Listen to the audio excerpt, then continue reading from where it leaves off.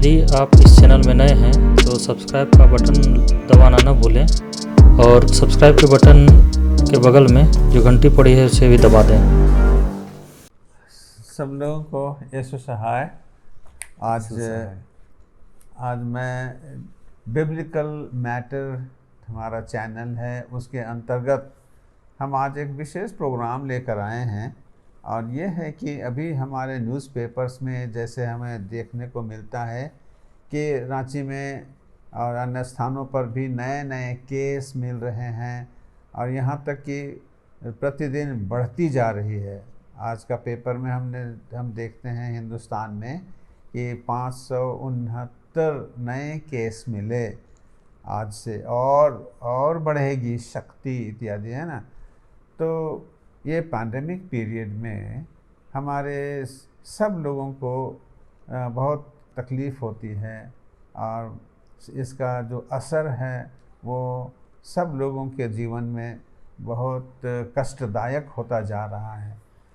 और इसलिए हम ऐसे समय पर विशेष ध्यान देना चाहते हैं कि जो हमारे स्टूडेंट्स हैं, school students, college students, professional students जो भी हैं, इनके ये किस रीति से ये अफेक्टेड होते हैं, इन पर कैसा असर हो रहा है और उनके जीवन में क्या बदलाव आ रहा है और बुरा है कि ठीक है, और ऐसे में हम क्या कर सकते हैं और क्या उचित है। इन सब बातों को बात करने के लिए मैं एक भाई को बुलाया हूँ आज। इनका नाम है गुंजन तिग्गा। ये दुर्गापुर से आते हैं। इनका जो ज्ञान है इनको मैं काम में ला रहा हूँ कि इनसे हम कुछ सुने। आपसी बातचीत के दौरान में हम कुछ समझने बूझने और समस्याएं हैं उनका हल हम ढूंढने की कोशिश करेंगे। तो आशा है आपको भी लाभ मिलेगी। तो आपके साथ में हमारा यही पूछना है कि अभी जो हमारा ऐसा परिस्थिति है इस पैंडेमिक पीरियड में, जो हमारे छोटे बच्चे और तब बड़े लोग भी जो पढ़ रहे हैं स्टूडेंट्स लाइफ में, तो उनके जीवन के लिए बहुत विशेष सोचनीय बात है कि वे किस रीति से इस पीरियड को एडजस्ट करें। ऐसे में अपने आप को वे कैसे संभालेंगे, कैसे पढ़ेंगे, कैसे उनकी भविष्य के लिए कैसे तैयारी करेंगे इत्यादि। तो आपसे यही उम्मीद करते हैं कि इस विषय में जो आपके दिमाग, आपके सोच विचार में है उसे प्रकट करें। थैंक यू सर इस अवसर के लिए, और आप जो टॉपिक दिए हैं उसको मैं उस पर कुछ बोल सकूं। और जो मैं समझता हूँ, ये जो पैंडेमिक आज हो गया, हम अप्रैल में खड़े हैं और लगभग 1 साल 1 महीना हो गया है जब लॉकडाउन लगा था। तो कई मतलब धरती पे 100 साल बाद ये ऐसा एक पैंडेमिक आया हुआ है। तो इस वक्त में जो सबसे ज़्यादा, ये तो मैं नहीं बोलूँगा कि एनी वन कम्युनिटी या any one race has been affected, everyone has been affected equally. लेकिन अगर देखा जाए तो एज ह्यूमन बीइंग्स हमारा जो फ्यूचर है वो हमारे स्टूडेंट्स हैं। तो इनको जिस तरीके से पैंडेमिक ने अफेक्ट किया है, तो इस चीज़ को अगर हम सोचते हैं तो काफ़ी चिंताजनक है। चिंताजनक होने का कारण ये है कि इंसान आने वाला कल तभी देख सकता है जब उसका आज वो निश्चित करता है। आज वो जो करता है उससे उसका कल निर्धारित होता है। तो स्टूडेंट लाइफ देखा जाए तो बच्चे जब नर्सरी में जाते हैं, नर्सरी से लेके अपनी पूरी ज़िंदगी इंसान सीखता है। एक फॉर्मल एडुकेशन जो होता है, फॉर्मल एडुकेशन पे आज हम बात करेंगे। जो फॉर्मल एडुकेशन डिसरप्ट हुआ है हमारे पूरे दुनिया में, विशेष करके आज हम इंडिया कॉन्टेक्स्ट में बात करेंगे। बच्चों में हम पहले देखते हैं छोटे बच्चों को, जो नर्सरी से, प्री नर्सरी से लेके प्राइमरी तक, फिर सेकेंडरी स्कूल्स में जो लोग पढ़ते हैं उस लेवल के बच्चों को, फिर उसके बाद हम ये देखेंगे कि सेकेंडरी के बाद हायर सेकेंडरी, फिर प्रोफेशनल लेवल पे जो बच्चे हैं। तो जब हम इस बात को देखते हैं तो ये देखा जाता है कि एक बच्चा जब नवजात जब पैदा होता है तो सबसे पहले उसका इंटरेक्शन होता है अपने सराउंडिंग्स में। उसके सराउंडिंग्स होते हैं उसके पेरेंट्स, उसके बाद रिलेटिव्स होते हैं, उसका जब वो स्कूल जाता है तो फिर उसके फ्रेंड्स होते हैं। तो ये जो इंटरेक्शन होता है ये भी एक लर्निंग होती है। ये लर्निंग बहुत ज़्यादा अफेक्टेड हुआ है।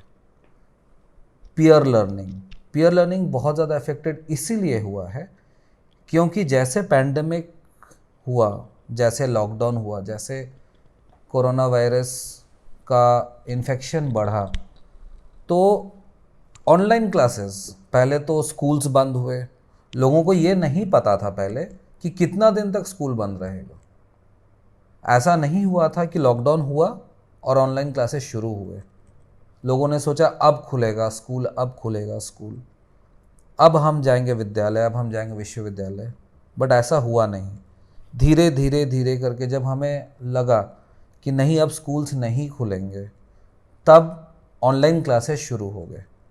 ऑनलाइन क्लासेस से, अब जब मैं ऑनलाइन क्लासेस बोल रहा हूँ तो इसमें भी दो चीज़ें हैं। कुछ स्टूडेंट्स ऐसे हैं जिनको इस चीज़ की सुविधा थी, जिनके पास मोबाइल फ़ोन्स हैं, स्मार्टफोन्स हैं, जो इस टेक्नोलॉजी को के साथ अडेप्ट कर पाए हैं। दूसरा हो गया जिनके पास मोबाइल फ़ोन्स दूर की बात है, उनको शायद खाने को नहीं मिलता है। मिड डे मील्स के कारण वो जाते हैं। इस मिड डे मील के लिए वो जाते हैं, लेकिन उनके चेहरे पे खुशी वो होती है जब वो अकेले नहीं खाते, पूरे अपने दोस्तों के साथ बैठ के खाते हैं। वो खुशी कहाँ गई? वो खुशी खो गई। तो ऑनलाइन क्लासेस पे वापस आते हैं।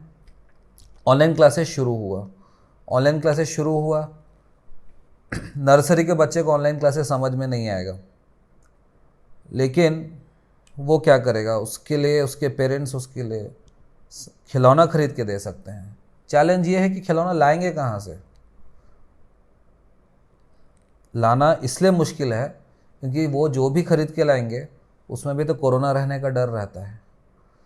तो वो बच्चा, उसको बड़ा करने का सबसे बड़ा प्रॉब्लम ये होता है नर्सरी प्राइमरी सेक्शन में कि वो बच्चे नादान होते हैं। उनको ये नहीं पता होता है कि दूसरे बच्चों से नहीं मिलना है। इस संदर्भ में अगर देखा जाए तो बच्चे को आप सिखा सकते हो घर पे, उसको इंगेज कैसे करोगे? क्योंकि वो पेरेंट्स के साथ इंगेज ज़्यादा देर नहीं रहेगा। उसको सेम एज के, समानांतर एज, सेम एज के ग्रुप के लोग लगेंगे उसको। यहाँ पे एक इफ़ेक्ट होता है कि बच्चे जब अकेले बड़े हो रहे हैं, किसी के साथ वो बातचीत नहीं कर पाते अपने पीयर्स के साथ, अपने सेम एज ग्रुप के बच्चों के साथ, तो फिर उनका सोच एक अलग किस्म सा हो जाएगा। सब अपने तरफ, सब चीज़ मेरा, शेयर नहीं करेंगे। बच्चे जब बड़े होते हैं ना तो फिर अगर उनके साथ और बहुत सारे बच्चे साथ में हो तो उनका सीखना, एक सोशल एक्टिविटी जो होता है वो बहुत अलग होता है। क्योंकि human beings are social animals, ये हम सब कुछ जानते हैं। तो एकांत में, अकेले में जब कोई बच्चा बड़ा होता है तो उसका एक सोच, उसका एक बिहेवियर, उसका एक साइकोलॉजी, उसका एक understanding of things around him अलग होता है। स्वार्थी हो जाता है। कहीं पे उसकी गलती भी नहीं होती है, एक्चुअली में परिस्थिति का दास होता है। तो इस परिस्थिति में हम क्या कर सकते हैं? ज़्यादा कुछ खास नहीं। पेरेंट्स होने के नाते, रिलेटिव्स होने के नाते बच्चों को हम इंगेज रखें, उनको हम वो सब सिखाने की कोशिश करें जिससे उसके बिहेवियर में सेल्फ सेंटर्डनेस ना हो। इससे ये होगा कि आज हो सकता है हमको इस चीज़ का समझ ना हो, मतलब इस चीज़ का जो इफ़ेक्ट होगा वो आज नहीं समझ में आएगा। वो बच्चा जब धीरे धीरे बड़ा होगा वो इफ़ेक्ट बाद में, let's say may be after 20 years 25 years down the line, वो इफ़ेक्ट सोसाइटी पे दिखेगा। क्योंकि ये एक ऐसा युग से हम लोग पार हो रहे हैं जिसमें let's say from nursery to let's say class 12-13 years, इतने इस गैप के जितने इस वक्त पे, इस पैंडेमिक के वक्त पे जितने बच्चे इस टाइम पे बड़े हुए, उनकी सोच थोड़ी अलग होगी। बहुत सारे कारण होंगे, मुख्य कारण होगा कोरोना वायरस के कारण। जो लॉकडाउन लगा, लॉकडाउन इसलिए लगाया गया ताकि हम बचें। As human beings we are saved as a race. तो लेकिन फिर इसके बाद क्या होगा, तो हम इसको दो पहलू से देखेंगे। पहला देखेंगे जिन बच्चों को ऑनलाइन क्लासेस का फ़ायदा मिला और जिन बच्चों को ऑनलाइन क्लासेस का फ़ायदा नहीं मिला। हम पूरी चीज़ों को इस तरीके से समझेंगे। जिन लोगों को, पहले हम देखते हैं जिन लोगों को ऑनलाइन क्लासेस का फ़ायदा मिला और उनका एडुकेशन रिज्यूम हुआ, मतलब उनका एडुकेशन हो सकता है इनिशियली जब शुरुआती समय पे छुट्टी मिला, जैसे होता है ना कि गर्मी की छुट्टी पहले आ गई, फिर हम स्कूल वापस जा रहे हैं, पर बच्चे कितना छुट्टी मनाएंगे। तो उनकी छुट्टी ख़त्म हुई, बट वो फिर मोबाइल फ़ोन्स पे, लैपटॉप्स पे, कोई भी एक ऐसा डिवाइस पे जहाँ पे वो ऑनलाइन क्लासेस करने लगे। ऑनलाइन क्लासेस होने में भी चैलेंजेस थे, ऐसा नहीं है कि चैलेंजेस नहीं थे। पहला चैलेंज ये था, पहला चैलेंज तो शायद पेरेंट्स को रहा होगा। अब तक के पेरेंट्स, हमारे माता पिता बोलते थे टीवी मत देखो, कंप्यूटर पे ज़्यादा देर वक्त मत बिताओ, मोबाइल फ़ोन ज़्यादा मत देखो। बट अब क्या था, वही माता पिता अब बोल रहे हैं बेटा मोबाइल फ़ोन ले लो, आओ बैठो देखो। तो पेरेंट्स के लिए पहला चैलेंज ये हो गया। बच्चों को अब ये नहीं समझ में आ रहा है कि माता पिता मोबाइल फ़ोन हाथ पे क्यों दे रहे हैं, जो वही माता पिता कुछ महीने पहले मोबाइल फ़ोन उनसे छीन लिया करते थे। तो बच्चों को पहले ये लगा चलो ठीक है मोबाइल फ़ोन हाथ में आ गया। उसके बाद फिर उन्होंने नया चीज़ देखा, जिस तरीके को हम समझे बहुत abrupt change in technology, use of technology, बहुत जल्दी अपग्रेड हुए इस टाइम के बच्चे। और जितना छोटा बच्चा इसको यूज़ किया उसका अपग्रेडेशन उतना ज़्यादा हुआ है, क्योंकि बड़े बच्चे मोबाइल फ़ोन्स यूज़ करना जानते थे, छोटे बच्चे जो नहीं जानते थे वो इस चीज़ को सीख गए कि मोबाइल फ़ोन्स पे हम ऐसा भी कर सकते हैं। तो उनके सामने अचानक से वो देख रहे हैं एक वर्चुअल वर्ल्ड में, एक वर्चुअल वर्ल्ड में उनको एडुकेशन मिल रहा है। वर्चुअल वर्ल्ड में एडुकेशन मिलने से क्या हुआ, एक रियलिटी से वो अलग होके उनको एडुकेशन मिल रहे हैं। लेकिन यहाँ पर भी कुछ चैलेंजेस थे। पहली चैलेंज ये थी कि जिनके पास मोबाइल फ़ोन्स हैं, जिनके पास एक्सेस था इसका, वो एक्सेस में भी ये होता है कि बच्चे जब मोबाइल के सामने जब बैठे हैं तो उनका ध्यान ज़्यादातर भटक जाएगा, क्योंकि वो टीचर वहाँ से ज़्यादा बोल सकती है कि बेटा इधर ध्यान दो। इंडिविजुअली बच्चों को कोई भी टीचर ऑनलाइन क्लास में नहीं ध्यान दे सकती। वो इसलिए नहीं ध्यान दे सकती क्योंकि वो दूर है, दिखती हैं, लेकिन वो केवल बोल सकती हैं, इससे ज़्यादा कुछ नहीं हो सकता। तो ये एक चीज़ हो गया। एक और मज़ेदार बात है, मैं कई बार बहुत लोगों के घर गया जब ऑनलाइन क्लासेस चल रहे थे, तो बच्चे देखते हैं कि गेस्ट्स आए हैं तो मैडम को या सर को क्लास में बोलते हैं कि सर हम वॉशरूम जा रहे हैं। उनको वॉशरूम जाना नहीं होता है। तो ये भी एक अलग किस्म का मज़ा बच्चों को मिला। वॉशरूम के नाम पे निकले बाहर, हम लोगों से मिले, दो कुछ चीज़ खाए, इधर उधर नाचे कूदे, फिर दौड़ के वापस चले गए। तो ये जो मज़ा बच्चों ने लिया, तो ये मज़ा शायद पैंडेमिक नहीं होता तो नहीं मिलता। लेकिन ये बच्चे क्या मिस कर रहे हैं?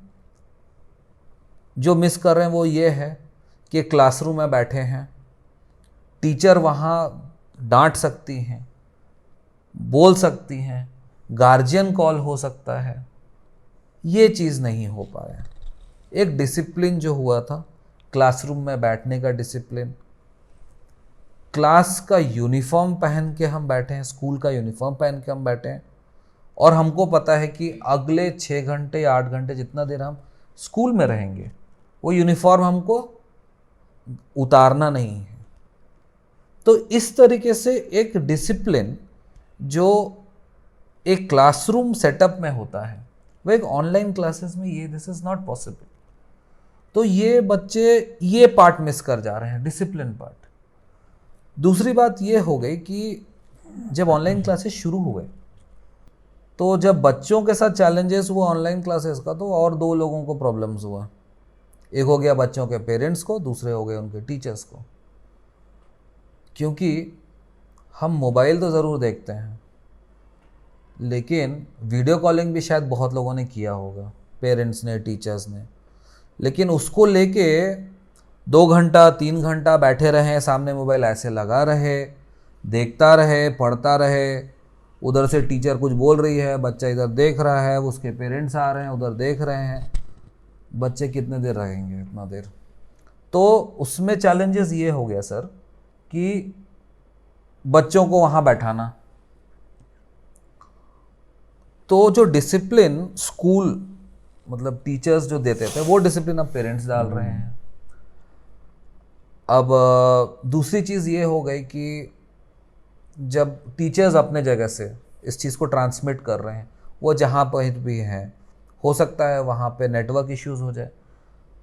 अब नेटवर्क इश्यूज हो गया तो फिर उसमें प्रॉब्लम, करंट चला गया, टीचर दिखाई नहीं दे रही है, स्टूडेंट उठ के भाग गया, तो वो एक इशू हो जाता है।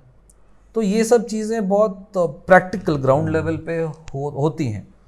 तो टीचर को ये भी है कि अभी कुछ दिन पहले किसी न्यूज़पेपर में आया कि प्रिंसिपल्स ने अपने टीचर्स को असेस किया ऑनलाइन क्लासेस के ऊपर, कि टीचर ने बच्चों को ठीक से ध्यान से नहीं देखा, उन्होंने देखभाल नहीं किया इन दी ऑनलाइन क्लासेस। तो ये एक नया टाइप का चैलेंज हो गया टीचर्स के लिए कि हम भाई बनाते हैं, बच्चों को पढ़ा रहे हैं, और फिर उसके बाद this is a very recent case, I think 1 week के अंदर ही में ये this news is there, newspaper मुझे याद नहीं आ रहा है, but some teachers were hold up कि आपका ऑनलाइन क्लासेस में देयर इज सम कंप्लेंट। तो ये हो गया टीचर्स के पॉइंट ऑफ व्यू से। पेरेंट्स के पॉइंट ऑफ व्यू से ये हो गया कि वो बच्चा जो 6 से 8 घंटा स्कूल जाता था और पेरेंट्स अपने काम पे जाते थे, अब वो बच्चा 24 घंटे पेरेंट्स के साथ है।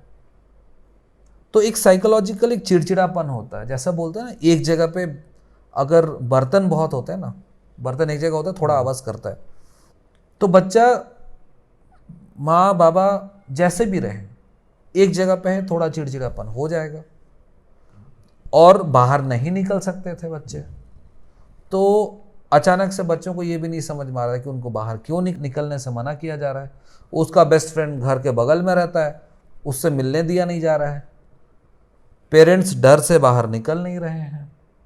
तो ऑन दी होल जब लॉकडाउन हुआ था, जब कोरोना वायरस शुरुआती तौर पे आई थी, जब एंटर हुआ इंडिया में, तो हम केवल इंडियंस ही नहीं थे जो इस चीज़ में बैक मतलब वी वर नॉट श्योर कि क्या स्टेप लेना है। तो हम लोगों ने सीखा कि नहीं ठीक है, लॉकडाउन ही करना है। तो ये 3 पहलू हो गए ऑफ द एजुकेशन पार्ट, कि पेरेंट्स को प्रॉब्लम्स जो फेस हुए थे, फिर बच्चे जिस तरीके से टेक्नोलॉजी का इस्तेमाल उनको करना पड़ा, और फिर टीचर्स। तो इस चीज़ को अगर हम चैलेंज के रूप में देखें, ये तो हो गए प्रॉब्लम्स जो हुए थे। अब इसको अगर हम देखते हैं कि अगर इस चीज़ को अगर हम पॉजिटिव तरीके से देखते हैं, तो इसमें ये देखने को मिलेगा कि अगर ये नहीं होता तो फिर क्या हम सीख पाते इस चीज़ों को? कि इस तरीके से होता है, इस तरीके से भी पढ़ाई हो सकती है। ये तो हम लोग बात किए थे प्राइमरी सेक्शन के बच्चों के लिए। सेकेंडरी या हायर सेकेंडरी के बच्चों के लिए जो बोर्ड्स लिखेंगे फर्स्ट टाइम, क्लास 10 के बोर्ड्स या फिर लेट्स से क्लास 12 के बोर्ड्स लिखेंगे, उनके लिए इसमें प्लस पॉइंट क्या हो गया कि अब पेरेंट्स से उनको इस बात की डांट सुननी नहीं पड़ती थी कि वो मोबाइल पे कुछ ढूंढ रहे हैं, गूगल से पढ़ रहे हैं। लोग घर पे बैठे बैठे जब वो स्कूल के क्लासेस कर रहे हैं तो उसको वो वेरीफाई करने के लिए या उसको और अच्छे से समझने के लिए फिर वो क्या करते हैं, गूगल पे सर्च कर रहे हैं। तो बच्चे जो इस बात पे निपुण थे गूगल पे यूज़ करने के लिए, गूगल सर्च इंजन यूज़ करते थे या कंप्यूटर्स पे यूज़ करते थे, they became more proficient in using these applications. तो सेकेंडरी और हायर सेकेंडरी के जो बच्चे थे उनको इस चीज़ का फ़ायदा हुआ। सबसे बड़ा फ़ायदा जो मुझे लगता है कि बच्चों का वक्त बचा, उनका एनर्जी बचा, कि उनको स्कूल नहीं जाना पड़ रहा है, वो स्कूल नहीं जा रहे हैं, स्कूल आने जाने का वक्त बच जा रहा है, आने जाने का एनर्जी बच जा रहा है। तो वो एनर्जी वो अपने पढ़ाई में लगाएंगे, क्योंकि बच्चे जब बड़े होते हैं उनमें बहुत ज़्यादा एनर्जी होता है, बहुत ज़्यादा ऊर्जा होती है। तो उस एनर्जी को वो बचा कर अपने पढ़ाई की ओर लगाते हैं। सिमिलरली अगर हम देखते हैं तो वो एनर्जी जो उनका बच जाता था, वो एनर्जी शायद वो अपने पेरेंट्स को परेशान करने में भी लगाते थे कि मम्मी मेरे को ये चाहिए, पापा मेरे को ये चाहिए। तो चैलेंजेस एजुकेशन में, it is not only about education, education has other people related with it apart from the students. They have the parents related to it, they have the principal related to it, they have the teachers related to the education. तो secondary और higher secondary पे इस level पे हम बात करते हैं, लोगों में खास करके पेरेंट्स और स्टूडेंट्स में इस बात का ये सोच, एक कीड़ा लगा हुआ था कि एग्ज़ाम होगा तो पिछले साल तो कोरोना था नहीं, तो इस बार का पेपर कैसा होगा। तो जो पेपर सेट करने वाले हैं उनके दिमाग में भी सहानुभूति होगी कि हम पेपर थोड़ा हल्का सेट करें। हल्का सेट करेंगे पेपर तो फिर कंपटीशन बढ़ जाएगा, मार्क्स बहुत आ जाएंगे।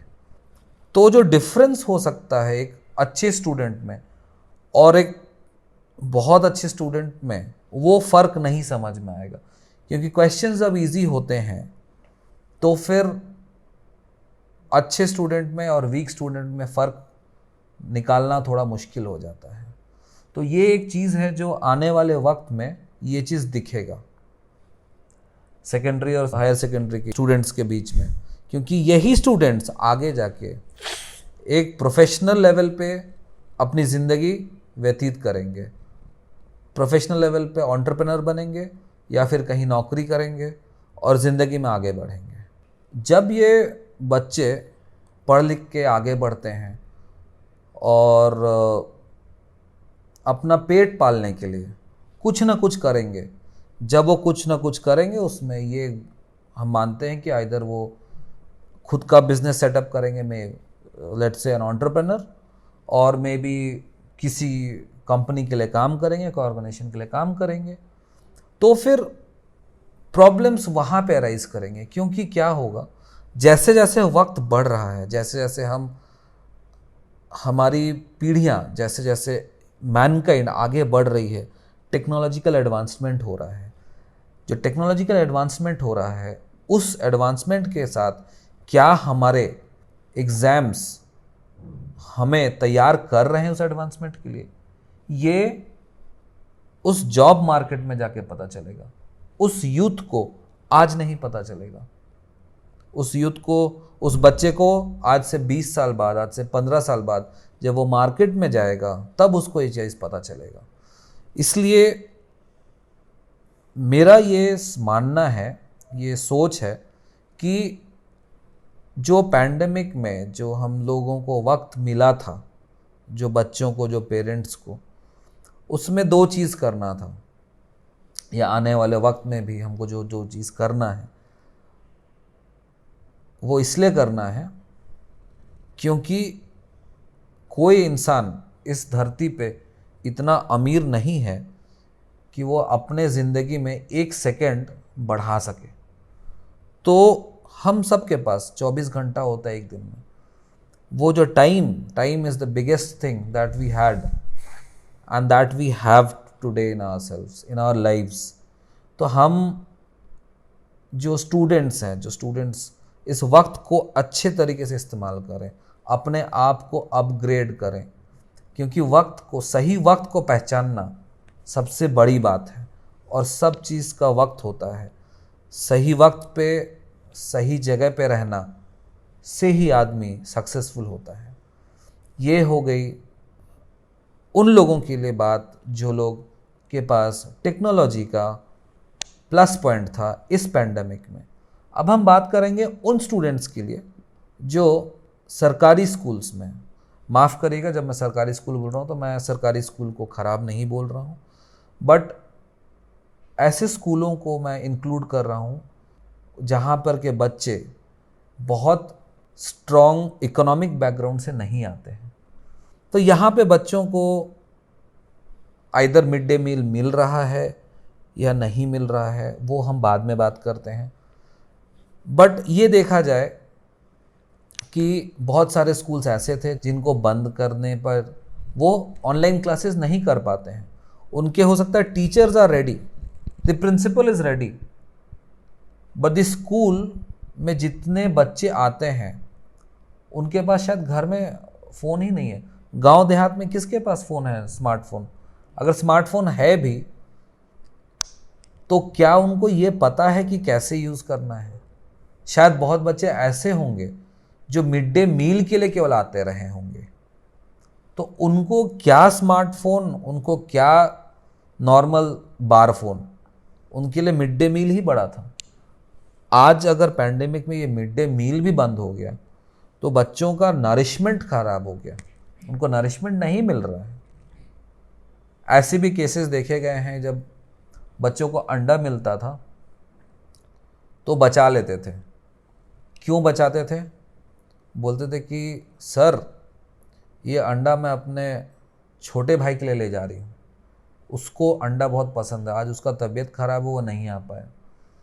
तो हम एक तरफ जब टेक्नोलॉजी को बढ़ता हुआ देखते हैं तो दूसरे तरफ ये प्रॉब्लम्स भी हम नज़रअंदाज नहीं कर सकते, क्योंकि अगर हम नज़रअंदाज करेंगे तो ये जो गैप है between the higher society and the lower strata, ये गैप बढ़ता चला जाएगा। कि there is only one way that this gap can be lessened, that is through education.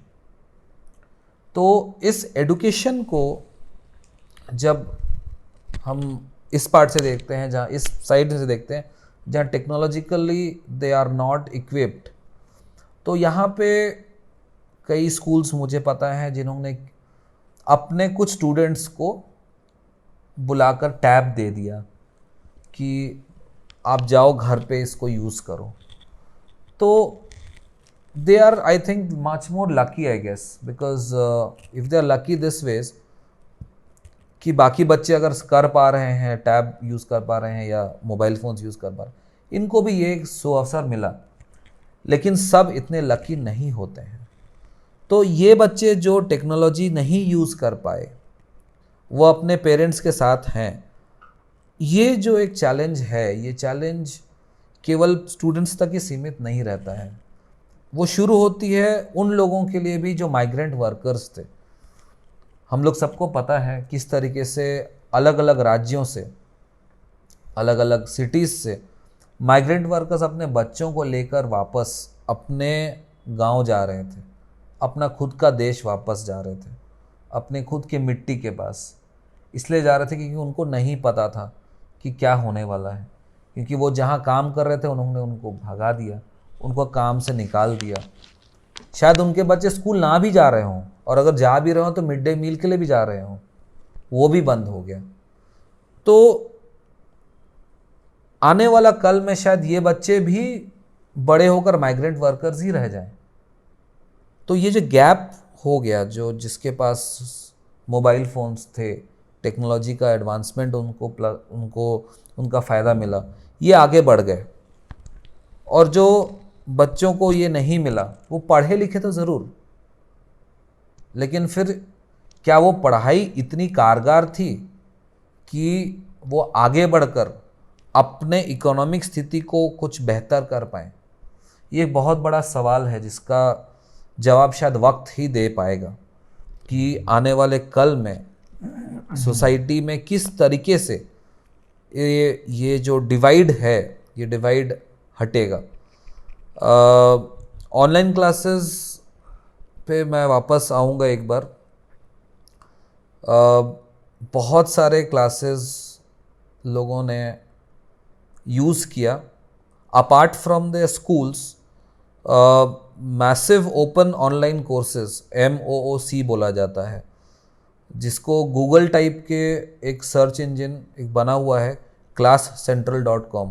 तो क्लास सेंट्रल में बहुत सारे कोर्सेज, अलग अलग फॉरेन यूनिवर्सिटीज़ के ओपन इजी कोर्सेज हैं, वो कोर्सेज देखा जा सकता है वहाँ से। तो ये बच्चे आगे चलकर नॉलेज गेन करेंगे और इसका एप्लीकेशन ही मेन रहेगा। और जो बच्चे ये एडवांसमेंट, टेक्नोलॉजिकल एडवांसमेंट का फ़ायदा नहीं उठा पाए, वो वक्त के साथ वो कैसा आगे बढ़ते हैं ये हम अभी नहीं समझ पाएंगे। क्योंकि जो डिफरेंस है, जो मुझे लगता है जो डिफरेंस अभी आ गया है इस पैंडेमिक के लॉकडाउन के बीच में, तो वो डिफरेंस शायद आगे जाके बढ़ जाए या कम हो जाए, ये वक्त ही हमें बताएगा। और फिर हायर सेकेंडरी और प्रोफेशनल लोगों के संबंध में? प्रोफेशनल लोगों के संबंध में अगर देखा जाए तो ऐसा नहीं है कि कॉम्पिटिटिव एग्ज़ाम्स नहीं हुए। हमारे देश में हम लोगों ने मास्क पहनकर, हाथ सैनिटाइज कर और सोशल डिस्टेंसिंग बनाकर लोगों ने एग्ज़ाम्स लिखे हैं, अपने ऑल इंडिया लेवल के एग्ज़ाम्स लिखे हैं उन्होंने। इनफैक्ट अगर देखा जाए तो जिन्होंने तैयारी की थी कॉम्पिटिटिव एग्ज़ाम्स के लिए, तो NTPC रेलवे का जो निकला था उसके एग्ज़ाम्स भी हुए, दिसंबर से चालू हुआ था। तो ज़िंदगी धीरे धीरे लंगड़ाते हुए, रेंगते हुए वापस नॉर्मल पे आने की कोशिश में है। और जो प्रोफेशनल डिग्रीज जो पूरी कर रहे हैं, तो जो एक्सपोजर एक क्लासरूम में, जो मैं फिर से वही बात बोल रहा हूँ जो बच्चों के लिए था, ये यहाँ पर भी लागू होता है कि जो लोग, लेट्स से फॉर एग्जांपल एक मेडिकल स्टूडेंट, वो जब प्रैक्टिकल करता है वो ऑनलाइन क्लासेस में नहीं कर पाएगा। उसको वहीं लेबोरेटरी में, उसको वही एक डेड बॉडी के ऊपर उसको सीखना पड़ेगा मेडिकल स्टूडेंट को।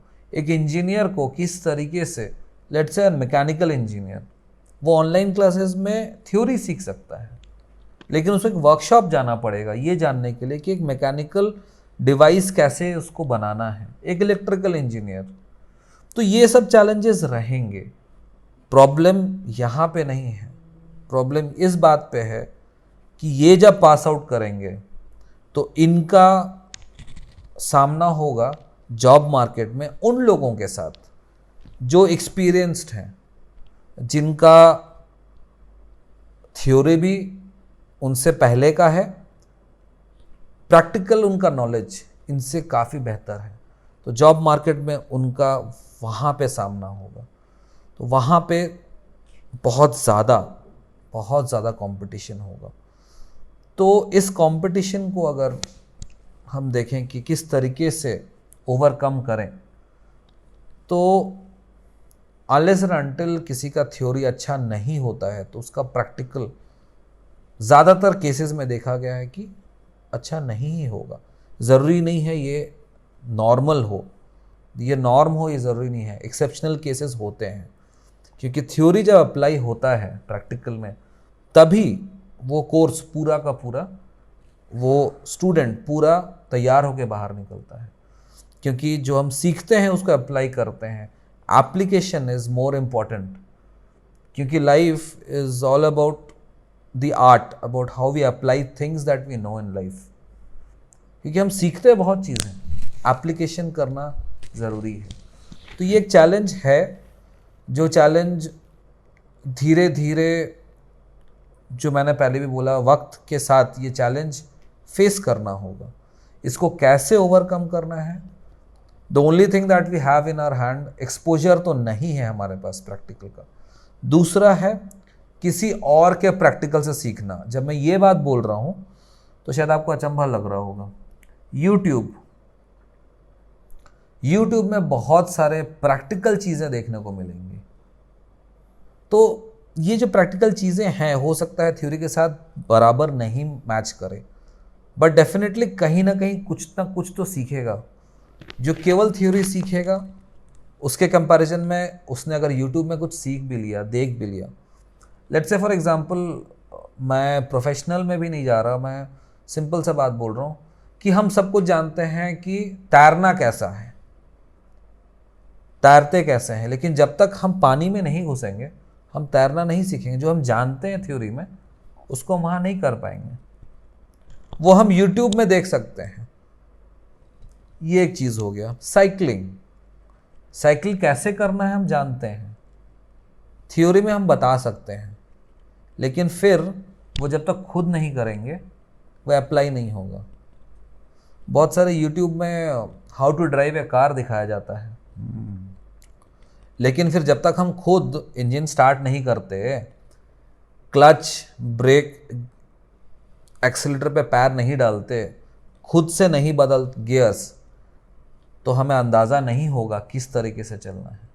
तो आने वाली परिस्थिति, आने वाली स्थिति यूथ, स्टूडेंट्स दोनों के लिए काफ़ी चैलेंज है। चैलेंज दूसरों से नहीं, चैलेंज खुद से है कि आज जिस सोसाइटी में बड़े हो रहे हैं, ये आने वाले कल वाली सोसाइटी को, इन्हीं बच्चों को, इन्हीं यूथ को, इस सोसाइटी को और भी एडवांस्ड बनाना है। वो एडवांस इसलिए बनाना है क्योंकि अगर वो एडवांस नहीं बना रहे हैं तो फिर इंसान अपने कदम पीछे लेगा वक्त में पहली बार, क्योंकि हर दिन, हर नया वक्त पे इंसान आगे बढ़ता है। यही इंसान की फितरत है, यही इसकी प्रवृत्ति है। आखिरी में जब हम आते हैं इन पूरे डिस्कशन में, तो एक ही चीज़ समझ में आता है कि हमें सबसे पहले तो सरवाइव करना है, और सरवाइव करने के लिए हेल्दी रहना है, healthy in terms of physically. तो अब जबकि वैक्सीन आ गया है, तो अब हम, जब वैक्सीन आ जाने के कारण अब हम बाहर निकल सकते हैं, बट स्टिल रिस्ट्रिक्शंस हो रहे हैं because of the new virus that has come in P1, P2, which has come from I think Brazil if I'm not mistaken। तो फिर कब से लॉकडाउन लगेगा, क्या होगा, हम अभी भी we are not very sure. तो मेरा यही सुझाव है कि हम हेल्दी रहें फिजिकली, मेंटली। अगर हम मानसिक तौर पे डिप्रेस हो जाएं या हमें मन खराब लगे, तो हम रीच आउट करें अपने पेरेंट्स को, अपने रिलेटिव्स से, अपने नेबर्स पे, उनको रीच आउट करें। डॉक्टर्स हैं, फ्रंटलाइन वर्कर्स हैं, लेकिन हारना नहीं है। इस वक्त को जब मैं ये बात बोल रहा हूँ, तो मैंने ग्रेजुएशन में एक पोएम पढ़ा था, यूलिसीस बोल के। तो उसमें लास्ट का ना जो 2-3 पंक्ति थी, उसमें the poet Alfred Lord Tennyson, he says, to strive, to seek, to find and never to yield। तो इसका मतलब ये हो रहा है कि हम कभी हारे नहीं, हम आगे बढ़ते जाएं।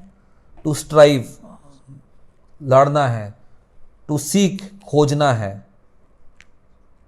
टू फाइंड, खोजना है, आगे बढ़ना है। ये उस एक ज़िंदगी के बारे दिया हुआ है कि हमें, चलो ठीक है, हम आ गए, कोरोना आ गया हमारे सामने, तो उससे लड़ के आगे बढ़ना है।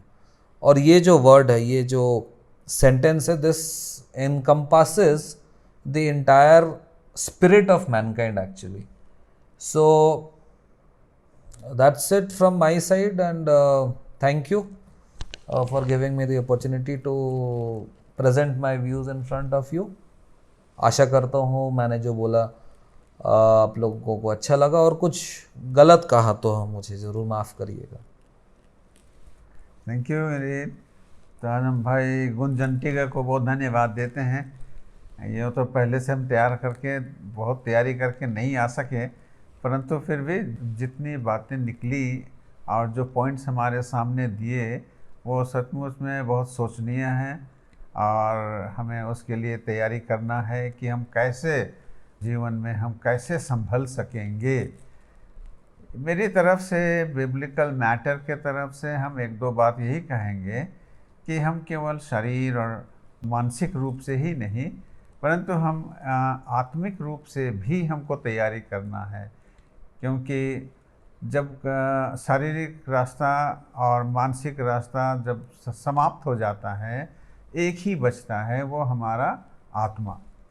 और जैसा हम सीरियल सब में देखते हैं कि जब कुछ नहीं दिखाई पड़ता कि हम क्या करें, कहाँ जाएं, कैसे करें, तो झट से हम अपने डीएटी की तरफ, भगवान की तरफ, अपने प्रभु की तरफ, प्रार्थना की तरफ हम झुकना पड़ता है, क्योंकि हम सब कुछ का हल हम शारीरिक और मानसिक और रूप से हम नहीं पा सकते हैं। और परमेश्वर है, और परमेश्वर ध्यान करता है, और उस पर हमको भरोसा रखना है।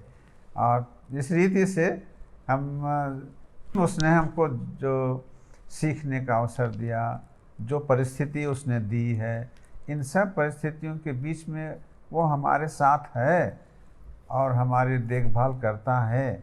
बस हमें उसकी ओर मुड़ना चाहिए, उस पर भरोसा रखना चाहिए।